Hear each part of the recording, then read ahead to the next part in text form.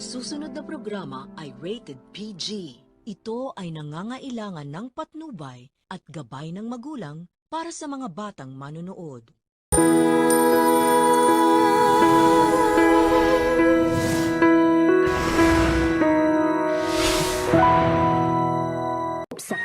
Ito ang ating kaganapan at ating masasaksihan dito sa asawa ng asawa ko.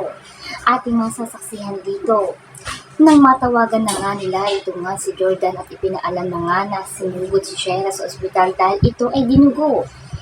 Takot na takot nga ito si Jordan at agad itong sumuko sa ospital upang puntahan ito si Shaira at malaman kung ano ba ang kondisyon nito at kung hindi nga ba napahamak ang kanilang baby. At dahil nga dito, ay nakasilip nga ito nga si Jordan dito nga sa isang salamin at natatanungan ito si Shaira. At dito ay nagdarasal nga siya na sana nga daw ay ligtas ang kanilang anak. At dahil nga dito, nang tignan na nga itong si Shaira ay ipinaalam nga kay Jordan ang nangyari dito nga kay Shaira na kailangan nga nilang pag-ingatan ang pagbubuntis ito si Shaira dahil kapag hindi pa niyan ito iningatan ay ito ay mawawala na dahil maselan nga raw ang pagbubuntis nitong si Shaira.